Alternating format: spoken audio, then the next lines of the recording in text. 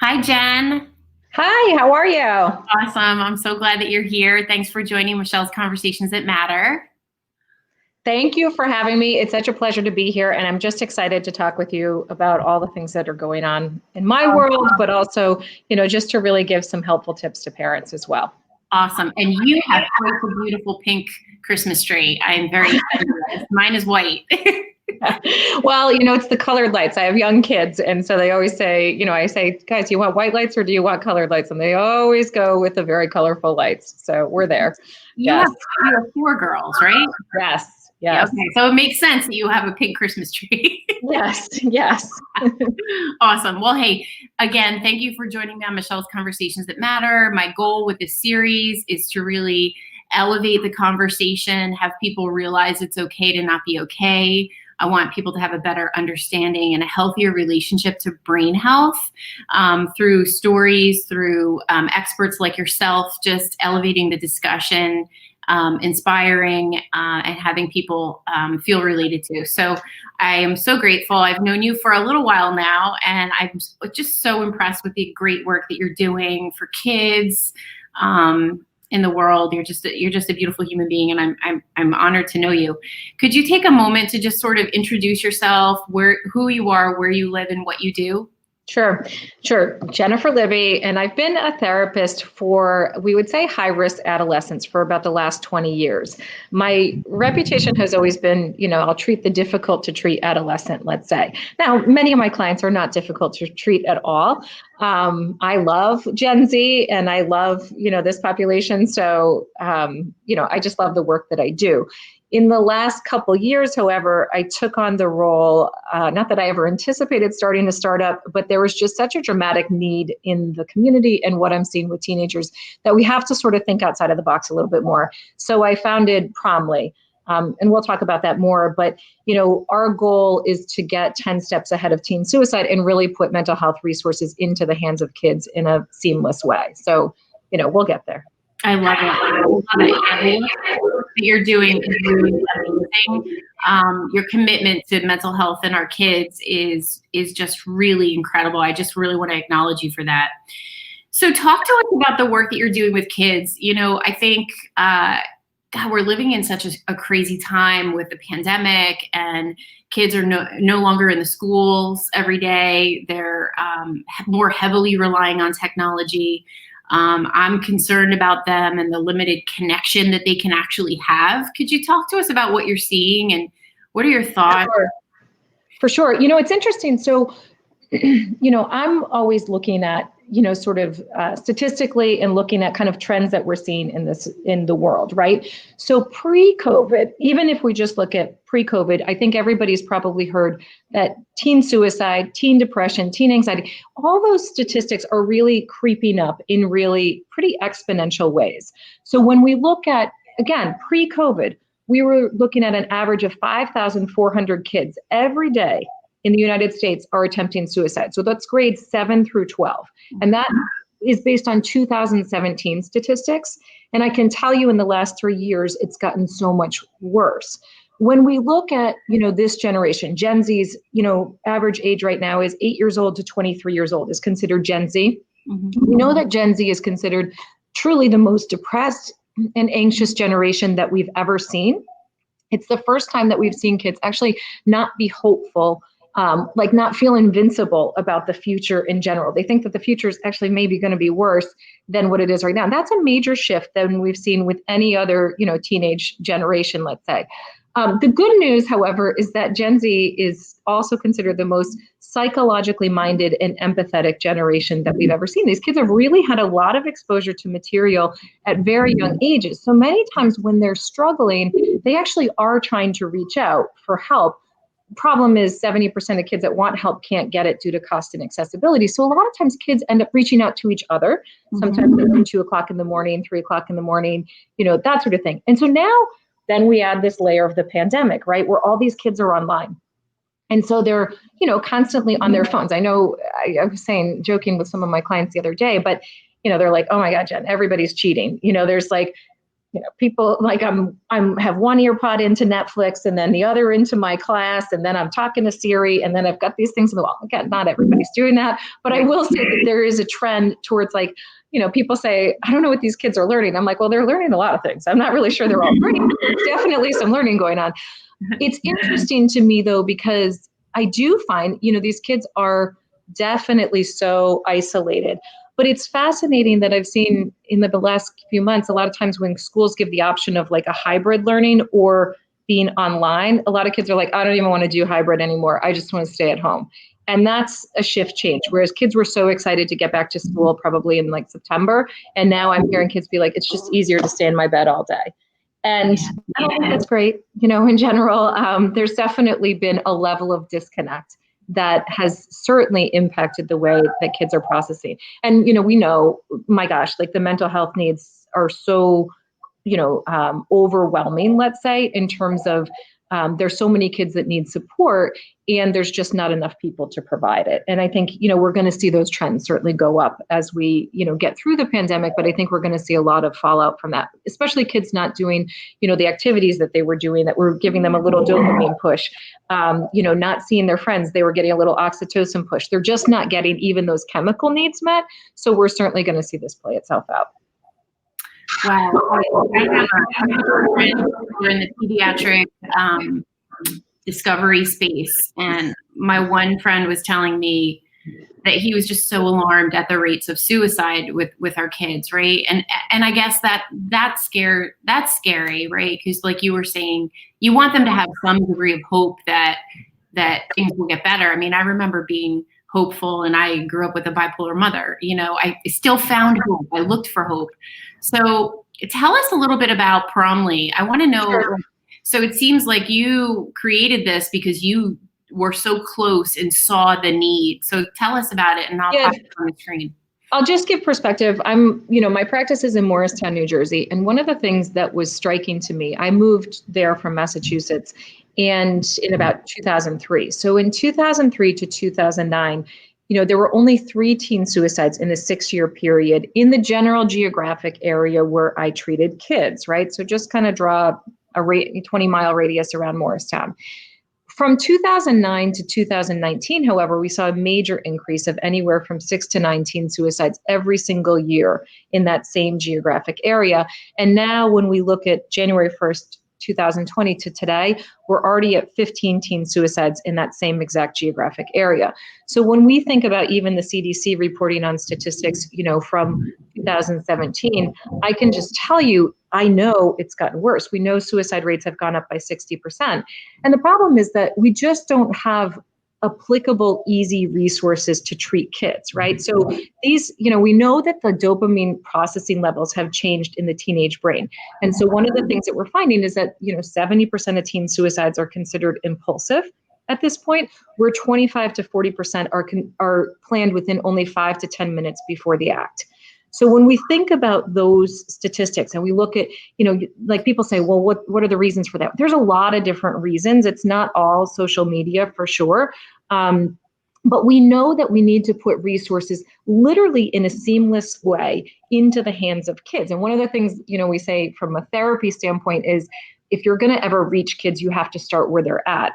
Well, my clients are all online. They're all in social media. They're all in social networking platforms. They're on Instagram, they're on TikTok, they're wherever. Well, if we're going to get into their world, we've got to get into that world in some capacity, because we know that kids simply don't use mental health apps. Like, I would love for them to use mental health apps, but we know like only 24% of kids ever download a health app, 4% ever uses it even once. And there just isn't the stickiness to it to make kids actually utilize wellness tools in a comprehensive way. So when we came up with Promly, it was to design a better social networking platform that's also safer. Because one of the things that's so creepy is like, within 10 minutes of a lot of social networking, like there's like high school dating apps that get very creepy very fast with like a lot of sexually inappropriate things on there. And my clients were like, oh my gosh, it's like scares me, I want to be able to connect with other kids. And we're not a dating app whatsoever, but we are a social networking tool for kids. And what we do is we empower kids to connect through our 20 by 20 platform, which means that they come up with 20 things they want to do before they're 20. We have, certainly lists with a lot of different categories. And so then we match kids based on similar interests. But then the other piece of the app is, you could see the app there. It's a spinnable disco ball, let's say, and there's one-click access, both from the bottom of the menu as well as one-click access to support immediately. So while it's a fun social networking platform, oh, by the way, we also integrate with Instagram and other mainstream socials that we built into our platform. So the kids don't have to use what they're, they don't have to leave what they're already using to be able to access our resources. But the idea is to create a more chill experience for them that still helps them to connect, but actually then we create opportunities, let's say, for them to go out and actually do their 20 by 20. So let's say they want to do a beach cleanup. Well, they can invite 10 people from Promly and actually go do the beach cleanup. The goal is to get kids kind of off their phone and back into doing life, but to also use like coaching and connectedness building and wellness tools in a way that feels seamless and authentic for the average user. I can tell you just firsthand, I would never be able to create an app like this, but for the fact that we have an amazing Gen Z team that's worked with us for the last couple of years to tell us what's cool and what's not cool.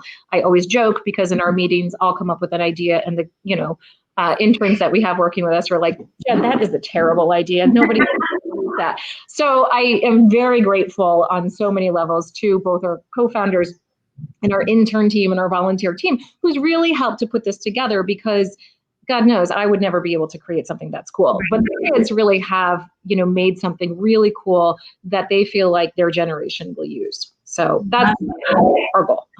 I love it. Where are you in the development process? Can you tell us more about that?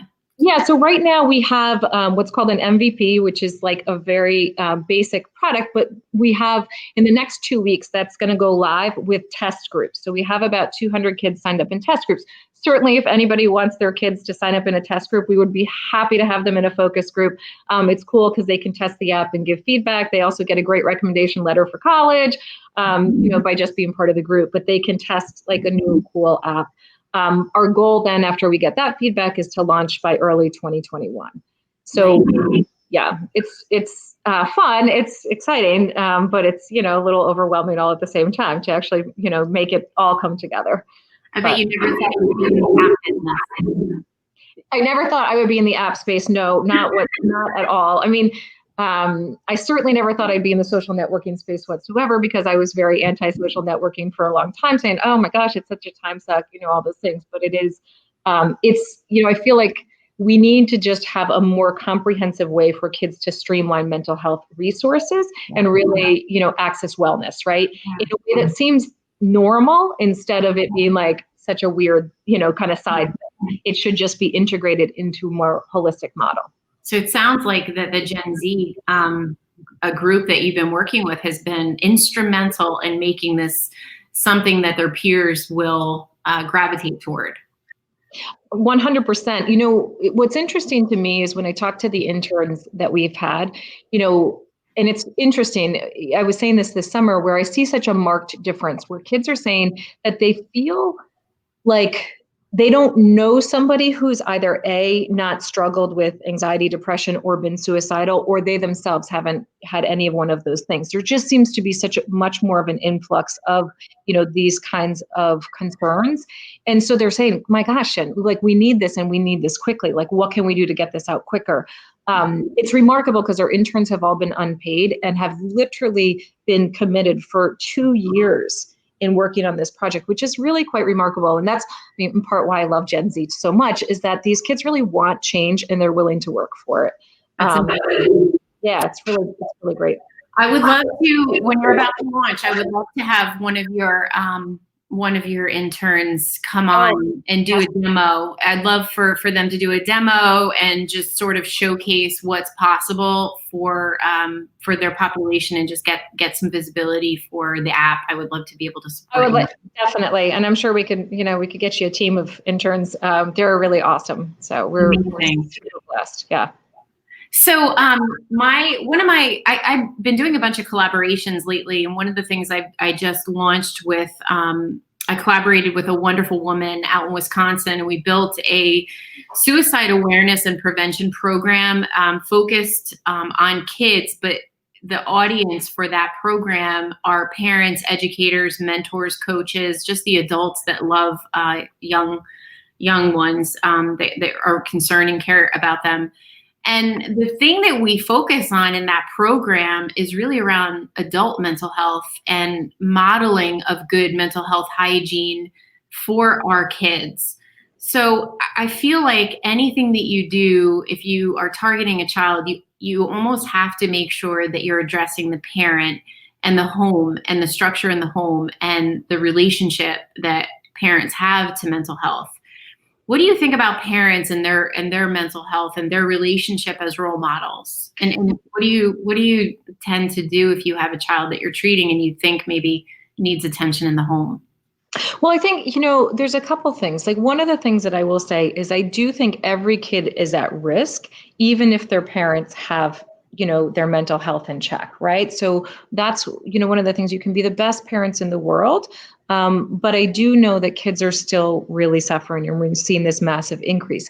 At the same time, when I say, connectedness really is the base of human happiness, how many times do I see parents that are relatively disconnected, right? And they're disconnected from their kids. And so when we look at, how do we bring those, the connectedness model back into like the home, let's say, or back into those relationships?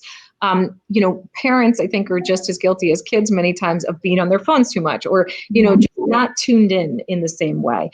At the same time, they'll say, well, my kid doesn't even want to talk to me. They're up in their bedroom, they're in their, whatever. And I do think it's like, we've got to be able to, we know as humans, we need each other. We need that ability to be vulnerable in front of each other.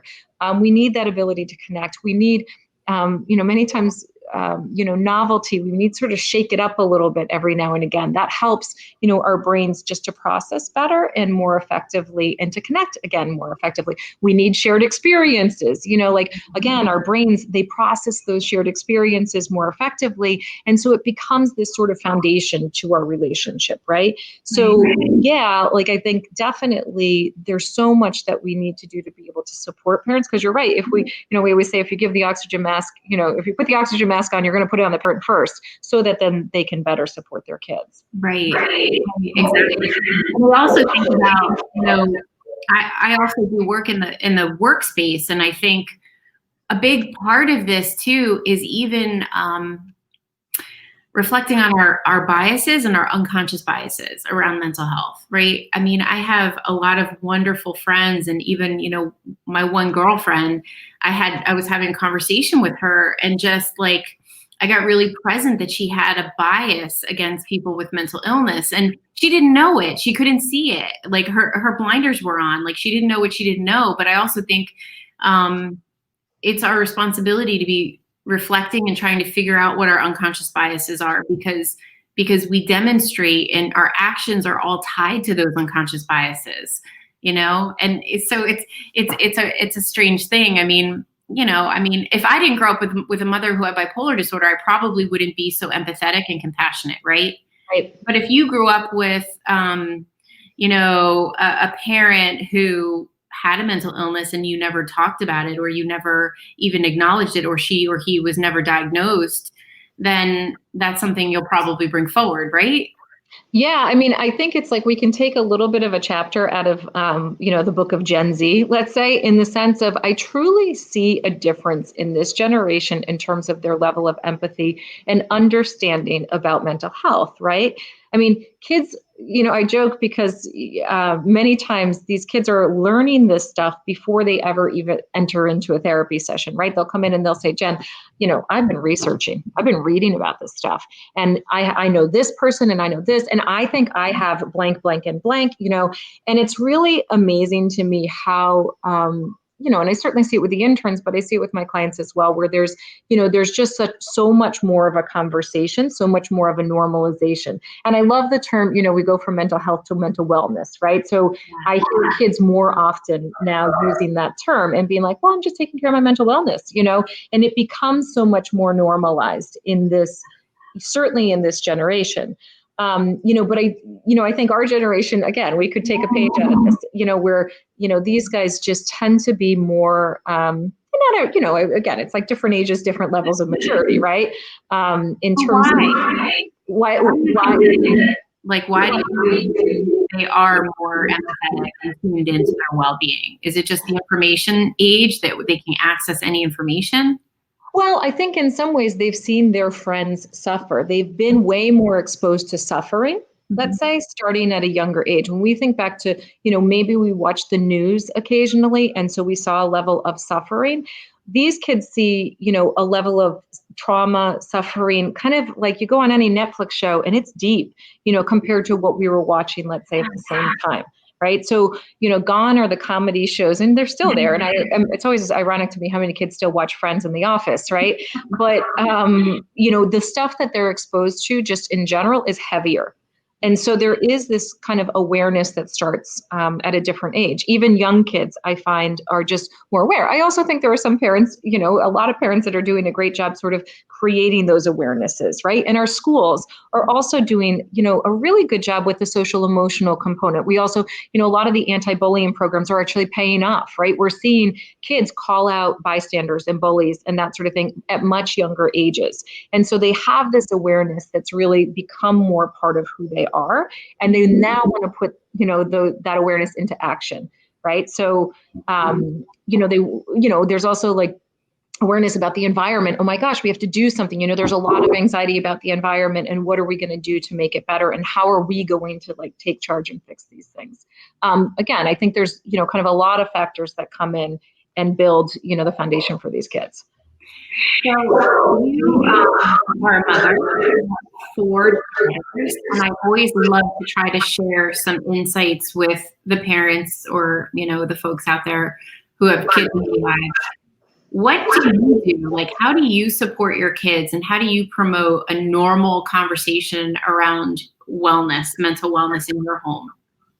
Well, so one of the things, my kids are a little bit younger, so 3, 6, 8, and 12, but certainly they always hear me talking about, these kinds of things, right? And it's one of these things where my teenage clients will say to me, oh, I hate it. My parents pick me up from school and they're like, how was your day? And I'm like, fine. One thing I often say is well, we've got to engage at a different level. So, oftentimes, I'll bring up I don't know, a fact I heard. Oh, do you think this is true? I heard Jen Libby said, that, teenagers or kids think in more black and white terms. They're more extreme. And that's, truly evolutionarily indicated. We need these kids to, be reactive, let's say. What do you think about that? And it's about, kind of engaging at these higher levels. And I'll even ask the, younger kids about those kinds of things. But let's say even, oh, I heard, I heard that a lot of kids are depressed and they're anxious, that your generation's really considered the most anxious and depressed generation. Yeah. What do you guys think of that? Do you find that to be the case? Do you have friends that talk about this stuff?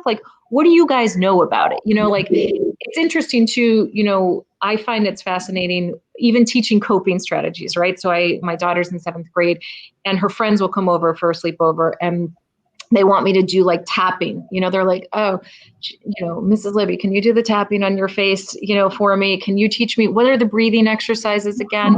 And so it's interesting, even then they started that at 5th grade, 6th grade, being I get so nervous when I take tests. And so, it's a matter of teaching them the square breathing and, tapping exercises. But it's funny how they'll come back and ask for it. Right. Now, my own daughter will say, my friends, they want to know what the strategies are. And she'll be like, can you do it to me? But be cool about it, Mom. Don't be weird. But it's funny how, even when we're in the car, sometimes with friends, I'll be asking them, what do you guys think? Does anybody even know what anxiety is? What is stress? Do you guys have that or not? What's the deal? Do you think other kids talk about, and really just create a dialogue that's really engaging, not so much lecturing, right?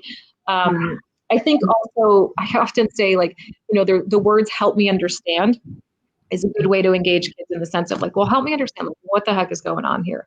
And not in a judgmental way, but just really, we don't get it. I don't think our generation truly does understand how much information these kids are faced with on a regular basis. So truly the words help me understand, I think, are good takeaways for parents to engage with their kids. Even, and I often say too, we have this great opportunity when kids are in the car and clients will always say this to me too. They're like, oh, the parents always have the deep talks in the car. It's like, well, yeah, because that makes sense because you can't go anywhere. But even like taking time to tune into like the music, I'm so fascinated by how depressing all the music is these days. Like, what is it? Dixie D'Amelio, like, sometimes I don't want to be happy. It's like there's such a great opportunity. Let's say any of the music that's out has a mental health theme to it, honestly. Like, I feel like you don't have to go very far to like dig a little bit into and that's in their world. Again, we think about like when we use the rule of thumb, start where your client's at. Well, start where your kid is at. Where are they at? Like, we want to connect to them in their world. And so that's the most, coming at somebody is never going to work. No. We have to get in a little bit more in a more connected way. I love that. I am a huge fan. I was telling you, I'm a huge fan of Joe Rogan, and he interviewed Kevin Hart, and Kevin Hart has a bunch of kids. I don't know how many, 4 or 5. I don't even know.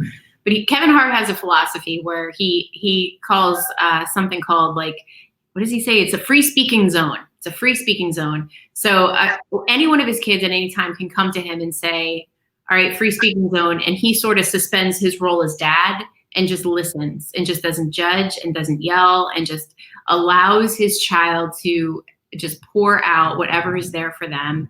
And because it gives them a space to just be them without repercussion. And I was like, that's genius. Like, that's great. Like, and he was sharing, like, some of the stuff that they share. And I'm like, wow, that's amazing. Imagine if parents just created a free speaking zone where, like, you got something to say. I'd rather you say it to me than go and try to find someone else to say it to, which might not give you the best, scenario. So totally. I also think I love the free speaking zone. I also like to, sometimes, kids won't necessarily utilize that. So many times I'll say, and what we do, we'll do family meetings, right? And it sounds like, oh, that's like a lot of work. But I really do think it models sort of what corporate life could be like in some ways. But somebody's the secretary, somebody, everybody gets to add something to the agenda, and we can talk about it, but it is this sort of open space, right? To talk about whatever issues, are coming up. Many times when I'm saying that to parents are like, oh yeah, the family meetings. That's right. 99% of the time, they're always like, every time they do it, they're like, that was a really great idea. I'm really glad we did it. It's a structure, right? To like, even if we don't, if you say to kids, great, we're going to have a free speaking zone on, this time or, whatever, they might not necessarily buy into it right away, but to create that opportunity for kids to have a voice through like something like a family meeting or something like that, as well as to be able to go back and ask them questions, not about like, how was your day or blah, blah, blah. It's more of like, what do you think of this? Get their opinions on things, try to engage them. Well, what should I wear for this outfit? Like, I don't even know, is red my color? Probably not, like, you tell me, what do you think? But to really kind of continuously go back to, well, what do you think? What do you think? What do you think? Especially with teenagers, because they have so many thoughts. I think it was also interesting. My interns were saying the other day how they love doing surveys, those online surveys. And I was like, hold on, you guys like doing surveys? I hate doing surveys. Why would you ever do surveys? They're like, no, I love to have my opinion heard, my voice. Sometimes I lose myself in surveys for 4 hours. I was like, are you joking? Like, that's insane. But I think it's so fascinating how there is this like want to be heard. So even just giving any space, whatever it is, as creative as you can come up with, to be able to say, well, yeah, give me your opinion. Even if it's like a kid wants something, write a PowerPoint about it. These kids know how to do PowerPoint in about 5 seconds. Give me your argument, help me understand, like what's going through your head? What are the pros? What are the cons? Really empower that voice, as much as possible. I love it. So from a practical perspective, there might be some parents out there that are like, all right, how do I call a meeting? So how do you create a meeting structure, a family meeting structure? You just because that could land like a lead balloon. Oh, totally. I mean, yeah, like, guys, we're going to have a family meeting. Okay, good luck. I think it's like you prep people. You don't say, right, you're not going to say, okay, right this second, we're going to have a family meeting. Usually it's like, okay, Sunday at 7, we're going to have a quick family meeting. If you have any agenda items, you can text me and let me know, what they are. But it's important to engage everybody who's in the meeting, right? So it's not just like mom or dad saying like, we're having the family meeting. It's more of like, if you guys know, if you want to bring anything up, you can even say like, I heard something about this. They said it was a good idea. Let's just give it a try and see what happens. Be a little skeptical. But, don't sell it too hard. Nobody likes that. But we just want to hear from you, and we feel like we need, like we're a family, and we need to be able to have everybody's voice be heard. So we're just going to make an opportunity to make that happen. We want to be a little chill about it, but the idea of like making sure everybody has a chance to speak, even if the person says, I have no agenda items. Great, we'll visit next time. Like whatever. Yeah, I love it. I love it. It can be a 5-minute meeting. It doesn't have to be super long. It's the structure. It sets the structure, and it creates a message that your opinion matters and you matter, more than anything. Yeah, I love it. I love it. I think before I let you, before we wrap up, like, God, I feel like I can't end this conversation without talking about girls and self-love and how are you raising your daughters? Like, sorry to get all up in your stuff, but like, I feel like young girls, they're so impressionable, and like, how do you remind them how important it is to love themselves? Oh yeah. Like, I mean, they are so impressionable. I will say, ironically, we're making a social networking app, but we have very little tech at our house, including minus no television. So it's not like we don't have any tech whatsoever, but it is interesting how in our own family, we very much have limited that. Because I do feel like there's just so many intense influences all around. I think, when they do like an average of how many images, negative body images, things like that young girls get starting at like 4 years old, it's like really excessive. I don't know exactly what the numbers are, but I remember going to a talk on that and just being like, yeah, like, we've got to really limit that. Now, again, they get it everywhere. So it's, also a matter of really reinforcing, that the voice. One thing I didn't mention, I certainly treat a lot of folks with eating disorders. So I'm obviously very aware from an eating disorder perspective about building a positive body image. And also, many times people think eating disorders are about food. They're really not. Many times it's about not having a voice. And so when we think about, again, when I go back to like things like family meetings and knowing that you matter and knowing that your voice matters and having that place to be heard, there's a lot of, healing that comes with that, right? And so, one thing we do, certainly we eat dinner together, we all hold hands. We say grace, everybody takes a turn. We actually sing a song, as well. But then, many times we'll play the games like, Two Truths and a Lie, or, your highs and lows of today, or, things like that. Now my kids are younger, so of course they engage, but even our 12-year-old engages, as well as our au pair who helps us out, like everybody's, involved in it. But the point is to really create a space for voice, right? And even, especially around, how do we build each other up, right? And it's just, constantly trying to reinforce as a family. How do we encourage, the next one? How do we create a team? How do we, all those kinds of things. So from that standpoint, it's like, yeah, I also think shared experiences, and I said that previously, but we know that the human brain processes stressful experiences. It will remember those experiences more effectively. So when I think about like family opportunities, many times doing something new, novel, a little adventurous, a little scary sometimes altogether, actually creates like a sense of, you'll remember that more likely for the rest of your life because there was a little nervousness that went with it. So going to a new place, hiking a big mountain, crossing a log in a river, let's say, things that obviously aren't dangerous per se, but have a level from a kid's perspective of being a challenge. So when we put those challenges in place, we know that the brain just remembers it differently and then holds on to that. So it gives that opportunity. I also used to do, some adventure work. And so, the idea of challenging kids, right, with the rock climbing wall, we actually have a rock climbing wall in our house. We built the house for the rock climbing wall, ironically, because rock climbing like helps the brain. One of my kids is dyslexic, and we know that rock climbing helps with dyslexia. So we, certainly did a lot with that. But it's fun, doing those kinds of things that are challenging. Not everybody's going to build a rock climbing wall, nor want to go rock climbing, but going outside of your comfort zone. Mm-hmm. Your kids knowing that you're going outside of your comfort zone models that ability to be, autonomous and to be able to support each other and to be able to have that voice to support each other and really be a team. So, certainly we do a lot of those things in our house. Yeah. The thing that really resonates with me, I just want to add in, and you might appreciate this, is like, I really love the importance that you place on having them feel heard and understood. I feel like that's something I constantly am trying to heal from my childhood, right? Growing up with a mother who had bipolar disorder, I didn't feel heard. I felt muted. And there's nothing worse than feeling as a child that you're muted and your voice doesn't matter. So what you do with your kids really resonates with me, because I've experienced the repercussions of not having the confidence to speak my truth, going long periods of time, keeping my thoughts inside. It's so hard. So I love what you stand for, because I know the opposite. So I just wanted to share that. And, it's interesting. One of our interns wrote an article actually on the Promly Garden. So we have a Gen Z publication site that's promly.org that's listed on here. And so basically we empower kids to write their own opinion articles, right? Or something that's compelling to them. So we want to give them a voice.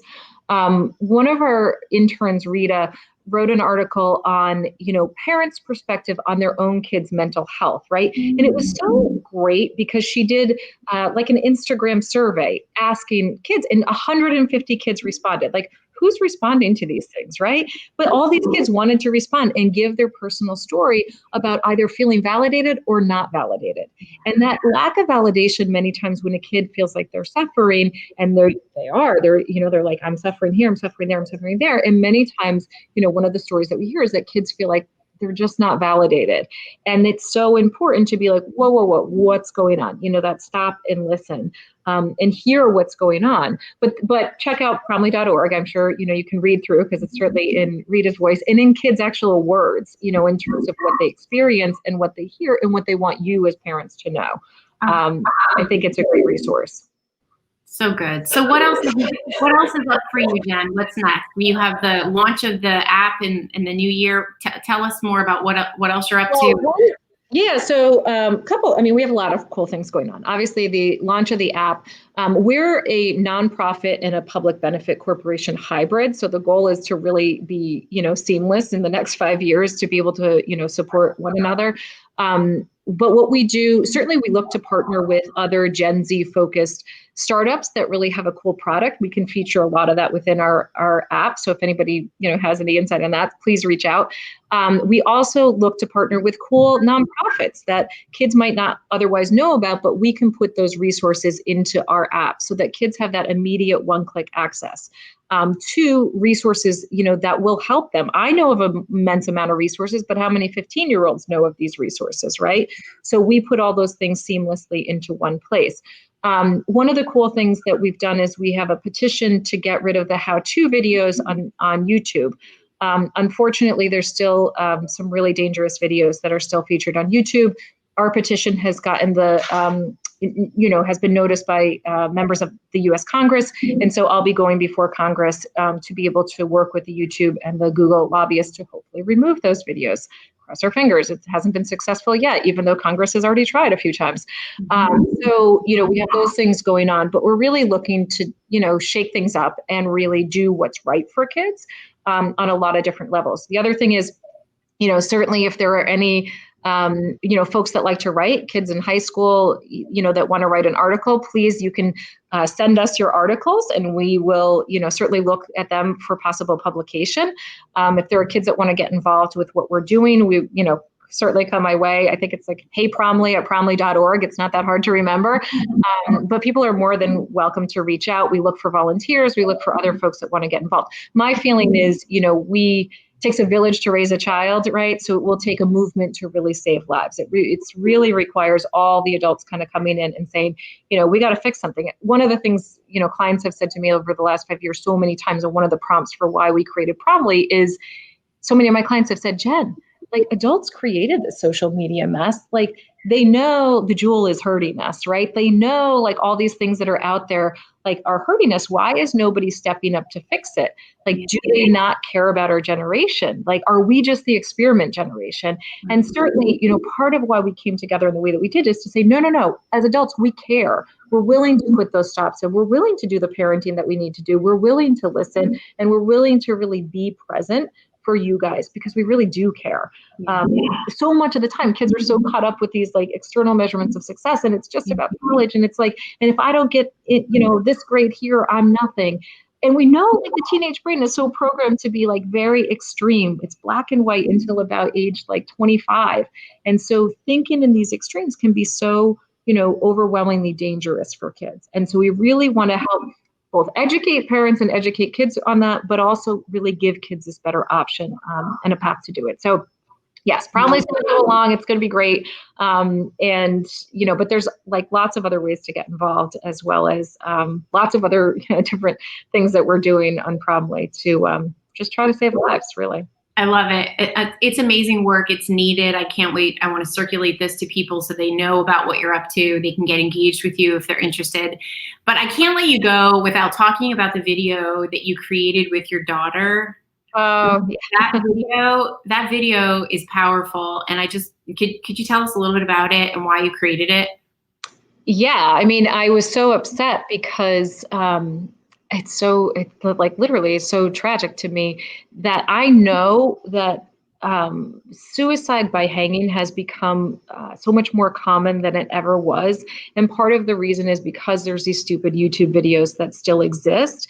And so truly in an effort, because there's just hundreds of them that are still on, in an effort to try to just put something there that maybe would go viral or attract attention or something, so that, when you go on YouTube and you're searching how-to videos, maybe something comes up with a little kid that reminds you of when you were a little kid, or your sister or your brother or your cousin or somebody that matters to you, so that there's somebody speaking to you when you're searching one of these like really dangerous videos. Rosie and Kiva were only 5 years old and 2 years old.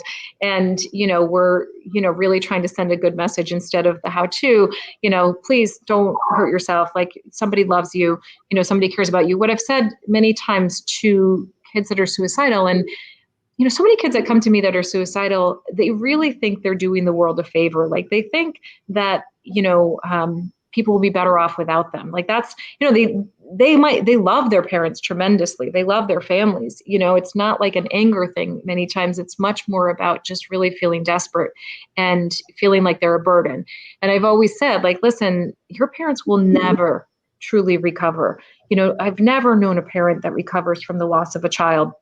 You put one foot in front of the other, but you don't truly, recover from a loss of a child. And I know, Michelle, you know my story. I'll say it as well. I can say very honestly, I would be probably just living my best life, being a therapist and meeting, the clients that I meet, and not doing this app, but for the fact that my own son died in 2015. And while he was only 9 months old and died unexpectedly, I am now that parent who's lost a child. And so whenever I hear about, teen suicide, and I can't help but just have such tremendous empathy for those parents who lose their kids. And so I can't sit back just as a therapist in my small practice and not try to do something bigger, right? And so part of even doing the video with Rosie and Kiva was our first step towards like, we got to stop this. Like, we've got to do something. Like, we have to do something. There's Pinecone. We have to do something, and now, so that we can get ahead of this. Like, I'm just seeing too much of it, and I feel like we're just not, as a society, doing enough to protect kids. And I know it's preventable. I mean, that's the crazy part about it is, when I think about the biggest risk factor for suicide is a level of disconnect. And when we look at like, how do we create these connectedness feelings, for kids, we can do this. Like we can do it even despite depression, anxiety, like we can get in there and do it. And that's really like the target, is to help a person really understand themselves, and understand other people better, like it does heal people, on many different levels. Even, when we look at like therapy, we say like there's all these different theories, and there's a ton of great, therapy models, let's say. We know that connectedness is kind of like, that's the general theme in the whole thing. So we can all do that. Nobody needs to be an expert to, really empower connectedness within each other. So. Amen. Thank you for the good work you're doing. I'm sorry for everything that you've been through, but I'm grateful for what you're doing with it. I think that this app and your passion for preventing suicide and the loss of life of our young ones is like so incredibly admirable and inspiring. Thank you so much for what you're doing. Thank you, Michelle. I really appreciate being on. We're so passionate, and I know, like, I just know this will happen. We will get ahead of this. Like, we're going to work together. Everybody just come together, meet the right people, connect. Like, we're just going to do it, and it's going to be great. Yeah. Awesome. I always say to my interns, it's going to be awesome, guys. It's going to be awesome. And truly, it is awesome, and it will be awesome. So many, many big hugs and much gratitude to you, Michelle. I really appreciate you taking the time. Thank you, my dear. We will see you soon. We'll see your interns. We'll talk about Promly. Thank you, Jen. All right. Take it easy. Bye-bye.